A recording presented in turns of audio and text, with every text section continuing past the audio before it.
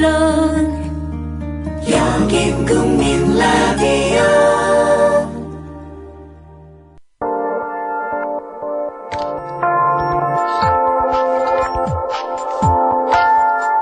지금 여러분께서는 정치평론가 이강윤이 진행하는 국민라디오 시사 프로그램 이강윤의 오늘과 함께하고 계십니다. 계속해서 오늘의 경제 쟁점을 짚어봅니다.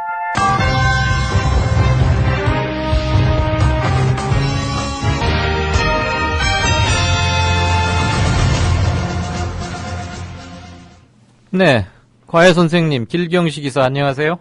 네, 안녕하세요. 지난주에 청취자분께서 질문 주셨죠. 현대중공업 돈 잘 벌고 튼튼하다더니 왜 이렇게 큰 게 적자를 냈답니까? 일단 어느 정도 적자 냈는지 좀 말씀을 드릴게요. 네. 지난 29일에 현대중공업이 2분기 실적 발표를 했어요. 근데 지금 연결 재무제표상으로 영업 손실액이 1조 원을 넘는 것으로 나타나서 네. 이게 좀 시장에 굉장히 큰 충격을 줬던 것 같은데요. 매출액은 보면 12조 8천억이 넘어서 매출액 자체도 일단 같은 기간 대비로 해서 2% 이상 감소를 했고, 당기 순손실이 한 6천억 정도 나온 것으로 나타나 있는데, 지금 영업 손실액이 1조가 넘은 건 이 당기 순손실 외에 조선이나 해양, 플랜트 등 대형 공사에 설정한 이제 4,700억 원의 일회성 충당금 때문에 이 적자가 사상 최대 폭으로 커진 것으로 나타났습니다. 네. 근데 지금 여기 일회성 충당, 네, 일회성 네. 충당금이라는 게 뭐예요? 좀 말이 어렵네요. 이 충당금이라는 건 미래에 이제 일어날 수 있는 손실에 미리 대비해서 그 손실만큼 미리 자본금을 빼놓는 거예요. 그 돈을 미리 빼서 나중에 손해 나면 이거 이제 메꿔야지라고 해서 빼놓는 건데. 은행에서도 무슨 대손 충당금인가 해서 쌓아놓는 그런 거 말이에요. 네, 맞습니다. 네. 그거하고 동일하다고 보시면 되는데, 네. 지금 현대중공업 같은 경우에는 아직 손실이 발생하진 않았지만 조선이라든지 해양 플랜트에서 나중에 거의 확실히 이제 손실이 발생한다라는 그 양만큼 지금 비용을 빼놓은 거거든요. 네. 다시 말하면 현대중공업이 지금 조선을 가장 메인으로 하고 있지만 조선 외에도 해양이라든지 플랜트, 다른 계열사들도 사정이 그렇게 좋지 않다라는 것을 의미를 합니다.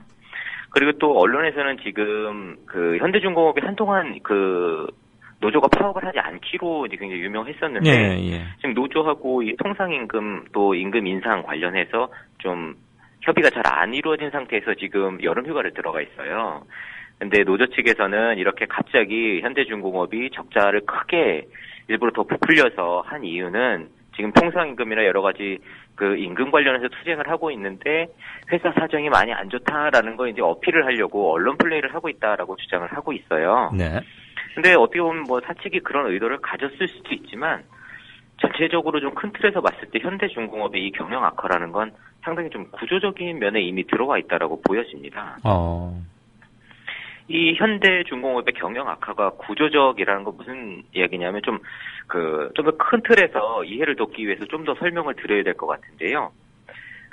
세계 경제가 2000년대 초반 이후서부터 중국의 어떤 고성장 특수와 미국을 중심으로 한 자산 시장의 거품으로 인해서 좀 한동안 좀 길게 꽤 상당한 기간 동안 호황 국면을 지속을 했었습니다.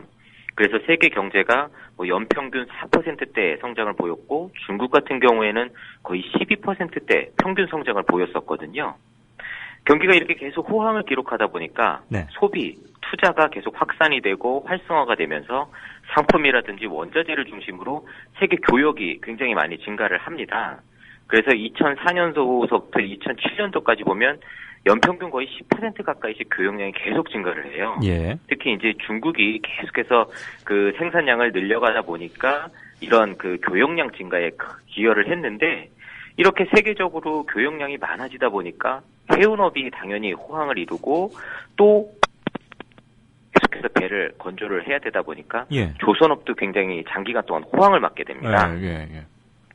근데 이렇게 해운 수요가 폭증을 하면서 해운 운임도 폭등을 하고 해운업이 사상 최대 호황을 누리고, 동시에 이제 유럽이나 중국을 중심으로 조선 배를 계속 이제 만드는 수주량이 폭발을 하다 보니까 조선업도 같이 호황을 누리는데, 문제는 2008년도에 이제 글로벌 금융위기가 발생하면서 해운 업황이 급격히 나빠집니다. 아, 게다가 이제 조선업 같은 경우에는 그 기존에 주문했던 수주량을 대규모로 이제 취소를 하고 신규 수주도 거의 격감을 하고 예, 그러다 보니까 그랬죠. 배 만드는 배값도 급격히 폭락을 합니다. 예. 그리고 이 수주 감소가 아마 적어도 2015년까지는 계속 감소할 것으로 보여지고 경기가 나아지지 않는다고 하면 그 이상도 더 수주량이 늘지 않을 것으로 보여지는데 특히 이제 우리나라나 중국 같은 경우에는 이 조선업 뭐 철강이나 다른 것도 마찬가지지만 조선이나 해운 관련해서 과잉 투자가 굉장히 극심했었습니다. 예. 그래서 특히 이제 일본도 물론 조선업이 지금 힘들긴 하지만 그보다도 우리나라,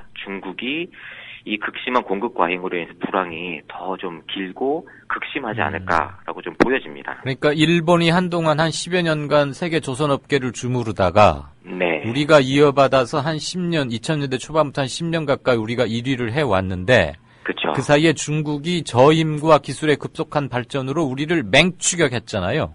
맞습니다. 그러다가 2008년 해운업 불황으로 힘들 때 네. 중국은 우리보다 훨씬 가격 경쟁력 같은 거 있을 테니까. 그렇죠. 그래서 조선업이 뭐 플랜트니 이런 걸로 많이 그 업종 변화, 다변화를 해야 한다는 것은 몇 년 전부터 나온 뉴스인데 어떻게 보면은 네. 우리나라 대표 선수 조선업종인 현대중공업이 좀 이익을 옛날보다 못 내는 건 실은 너무 당연히 예상되는 것이기도 했군요. 그렇죠. 이미 네. 좀 구조적인 문제가 있었던 것으로 보여지고 예. 그 그 제가 현대중공업 이제 네. 네. 네. 오늘 하나 뭐 좀 물어보십시다.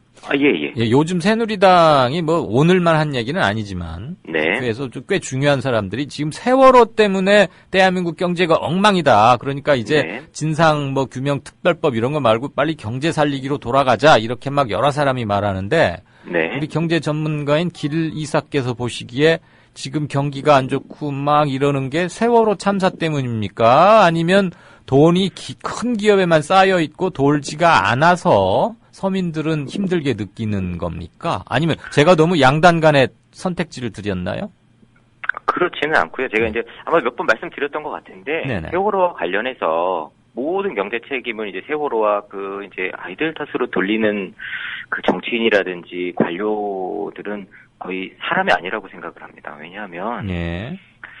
어떻게 보면 한 명도 구하지 못했잖아요. 예. 근데 오히려 거기에 대해서 뭐 미안함이라든지 어떤 국민들에 대한 죄송한 마음을 이렇게 표현을 한다고 해도 모자랄 판에 오히려 지금 자기들의 어떤 무능함과 부도덕함으로 경제가 이렇게 엉망이 된 것을 이때다 싶어서 그 세월호로 모든 책임을 이렇게 떠넘기는. 돌린다는 건 예. 거의 이건 그 비양심을 넘어서 거의 사람이 이렇게 할 수 있을까 싶은 정도고요. 사실 그 한국 경제 같은 경우에는 세월호 참사가 일어나기 이전서부터 안 좋았고 네. 세월호 참사가 일어나지 않았다라고 해도 지금하고 경제 상황은 그렇게 달라지지 않았을 겁니다. 예. 그래서 그런 식으로 이야기하는 거에 대해서 괜히 호도되시고 세월호를 또 안 좋은 쪽으로 이렇게 또 생각하시는 분들도 계신데 예. 그거는 전 옳은 방향은 아니라고 생각을 합니다. 그렇죠. 아니 아까 네. 조금 전에 정가산책이란 코너를 진행하다가 네. 정치권 얘기 전해주는 저 한국일보 양 기자가 새누리당의 높은 사람들이 그 요즘 경기 나쁜 거를 세월호로 막 미루고 있어서 그런다 그래서 네. 이거 물어봐야겠다 싶어서 갑자기 물어본 거예요. 알겠습니다. 네. 외환 보유액이 뭐 계속 최대치를 갱신하고 있다. 이 얘기 넘어가 볼까요? 지금 우리가 그러면 외환을 얼마나 갖고 있기에 뭐 최대치 갱신이라는 겁니까?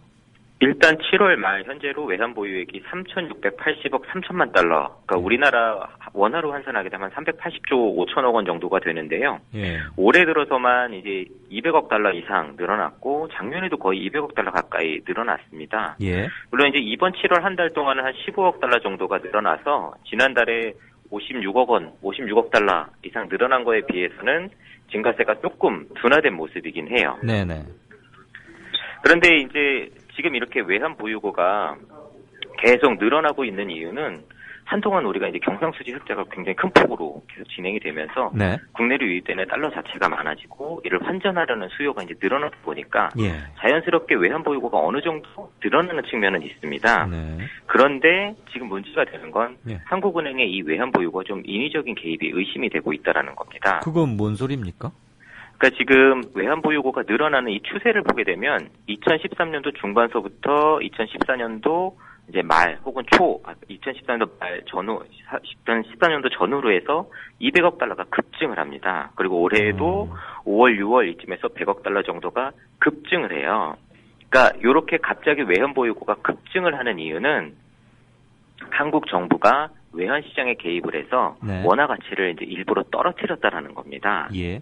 그래서 이게 우리나라 안에서만 이게 문제가 되는 게 아니라 지금 미국하고 IMF에서 한국 정부 너무 이렇게 과도하게 외환시장에 개입하지 말라라는 경고를 계속 하고 있거든요. 그래서 지금 이렇게 외환보유고가 급증한 이유가 수출을 많이 해서 달러가 많이 들어왔기 때문에 기본적으로 어느 정도 양이 늘어난 것도 있지만 예. 한국 정부가 이제 원화 가치를 떨어뜨리려고 시장에 개입을 해서 원화를 풀고 달러를 사들였기 때문에 외환 보유고가 증가한 것도 있습니다. 아, 한국 돈 가지고 달러를 사들여서. 그렇죠. 그러면 그러면 그렇게 해서 나라 경제에 좋은 게 뭔데 그렇게 하는 거래요? 그렇게 하면 이제 수출 대기업들이 네. 만약에 이제 1달러에 1,000원 할 때는 예. 수출을 1달러를 하면 1,000원만 버는 거잖아요. 원화로 환산하게 되면. 근데 만약에 이게 원화 가치를 떨어뜨려서 900원 만들면 그렇죠. 1,500원 이렇게 해버리면 예. 1달러어치를 똑같이 예, 팔아도 500원 더 늘어나는 거죠. 그렇죠. 예, 예. 똑같이 팔아도 500원이 늘어나니까 수출 대기업에 보조금을 주는 것하고 똑같은 거예요. 원화 가치를 떨어뜨린다. 근데 실제는 지금 원화가 계속 우리 강세잖아요.